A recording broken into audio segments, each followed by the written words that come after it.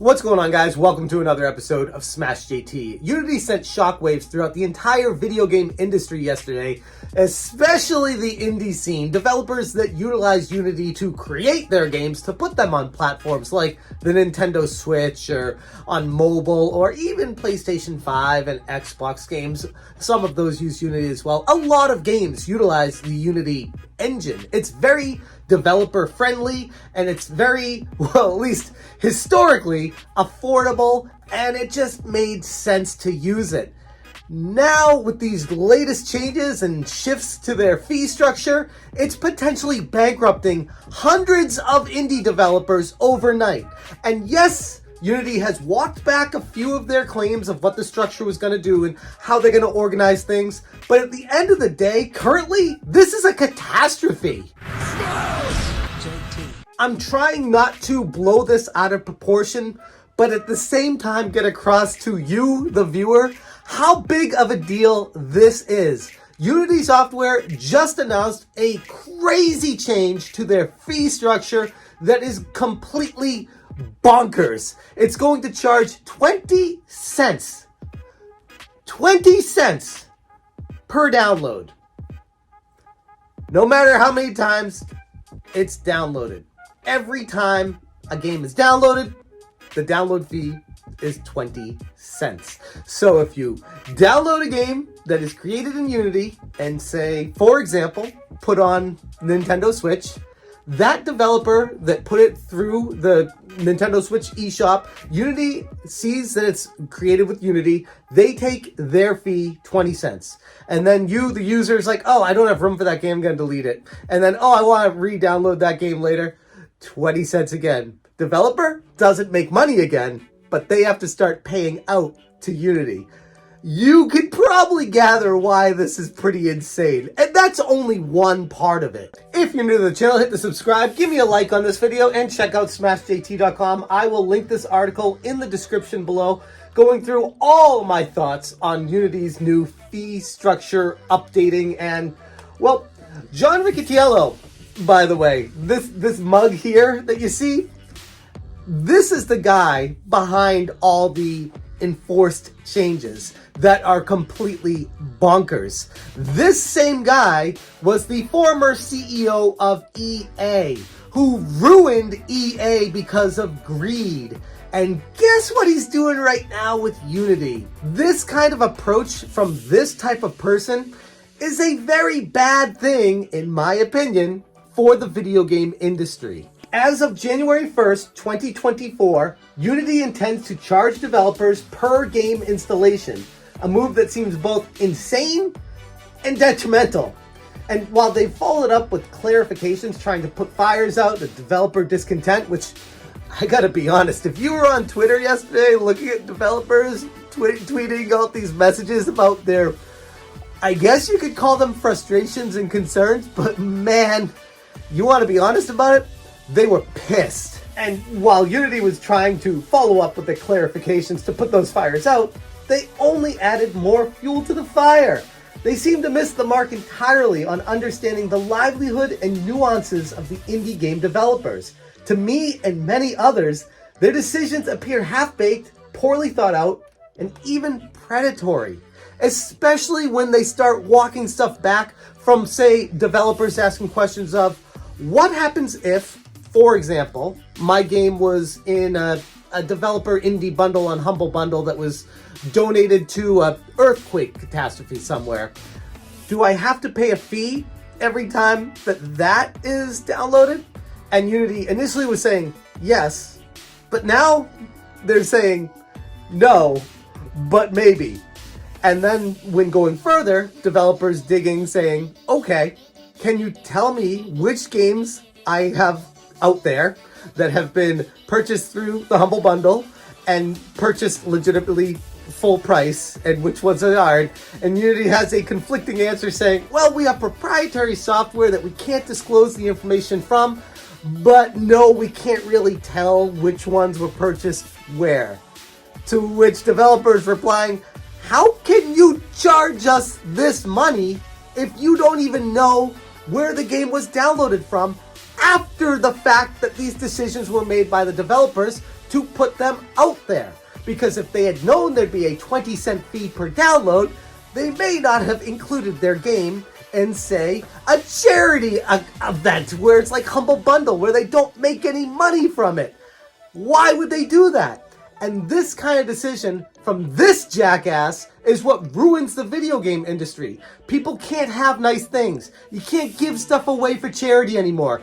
Everything's all money, money, money, money. Business, business. We need to squeeze as much out of the people as we can. Unity on Twitter stated, "Today we announced a change to our business model, which includes new additions to our subscription plans and an introduction of a runtime fee. We wanted to provide clarifying answers to the top questions most of you are asking." And then they go on in this huge diatribe talking about it, and that's what set the fire off initially. Which then they followed up with, "Hey everyone, we've heard your questions and the feedback, and we're working hard to answer them as soon as possible. We've aggregated some of your top questions in our forum, and we'll plan to address them in the main forum thread here." To which developer Justin posted, "Absolutely unbelievable, clown face. Unity confirmed they're going to make install bombing indie devs into bankruptcy possible, including for pre-existing games." So something that didn't exist before, a rule that wasn't there, is now implemented for everyone using Unity, every developer that's created games on this, and now backtracked to when those games were created. So decisions are made in hindsight that could potentially ruin a developer's game. Question: if a user reinstalls, re-downloads a game, / changes their hardware, will that count as multiple installs? Answer: yes. The creator will need to pay for all future installs. The reason is that Unity doesn't receive end payer information, just aggregate data. Question: are these fees going to apply to games which have been out for years already? If you met the threshold 2 years ago, you'll start owing for any installs monthly from January? No? In theory, it says they'll use previous installs to determine threshold eligibility, and then you'll start owing them for the new ones. It's just a mouthful.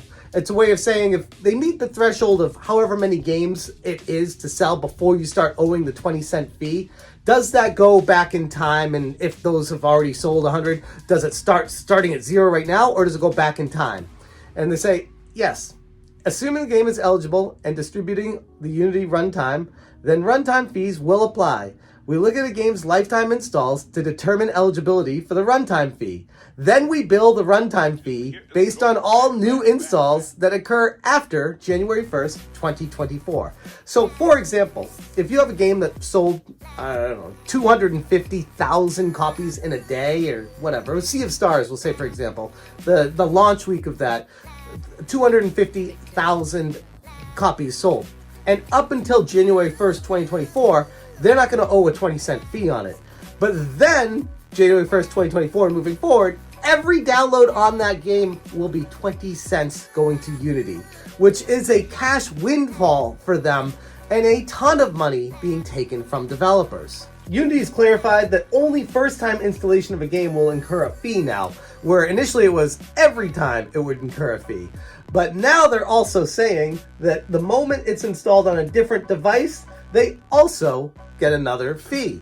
This is something that they've implemented after the fact. After developers created the game, learned the tool set, learned the language, learned how to develop on Unity, got everything set up, created their entire environment, did the whole thing, then Unity goes back and says, oh, actually, the rules we used to have, that's not the case anymore, and we're going to screw you over. But perhaps the shadiest thing of all is this character at the top, John Riccitiello, a nemesis in the video game industry. There are now reports of Unity's CEO, John Riccitiello, selling stock before this announcement. And I don't know about you, I'm not the SEC, but that sounds a little bit like insider trading to me if you knew this massive decision that would be very not well taken by the community was coming down the pipe, and you sold some stock, even if it was one stock you sold. I don't know, what, 2,000 he sold out of millions? It's a tiny percentage. But even if he sold anything, that counts as insider trading. And this is going to be looked at by the SEC. Adam Smith on Twitter replied to me and said, he's the creator of Lost Caves, and he said, I am now beyond angered and just sad at this point. The fact that I'll have to unlearn everything I know about the engine and probably learn a new one, and the fact that I already have a Unity game I released, leaving its future uncertain, just has me really distraught. And this is just one response. I mean, there's been multiple. Brandon from Necrosoft Games was going off yesterday. The Among Us creator Innersloth was going off. A ton of indie developers were just sounding off on Twitter about how ridiculous this is. And to me, Unity's fee restructure kind of feels eerily reminiscent to the classic Walmart strategy. Just like Walmart comes into a town and undercuts local businesses with rock bottom prices, only to hype them up once they've monopolized the entire market and the competition has been wiped out. Unity initially courted developers with affordable and flexible tools. They positioned themselves as the go-to engine for many indie game creators. But now, with significant share of the game development market in their grasp, and many developers heavily invested in their ecosystem, Unity suddenly changes everything and starts to charge per game installation. And it seems like an unexpected price hike that everyone has to take on. They've cornered the market, and now, just like Walmart in many small towns, they risk becoming the only game in town, with developers feeling trapped and beholden to their ever-changing whims. Just because it's legal doesn't make it right. There are serious ethical concerns that I have with this business model that Unity is showing us right here. This is bad. It's like really bad. It's not right for a platform to be able to just completely shift how they charge after they've already courted developers, created the ecosystem, and got everyone set up functioning, and they've learned the tools, the development, how to make the game, getting the game set up, putting it on a store, getting the ecosystem all set up to finally, hopefully, not even guaranteed, but hopefully start making money on the game that they put blood, sweat, and tears into creating, only to have it all destroyed by the company that they trusted to put this stuff on a store. That's messed up. That's not right. Unity is completely out of their element right now. They're either insane or financially screwed and backs against the corner, and this is the only way out. And you know what? Initially, I was thinking maybe Unity's just screwed financially. They were too generous up front, and they're not making any money, and it's not going to be self-sustaining long in the future because of how they've created their ecosystem. And then I saw who was the CEO. I'm like, no.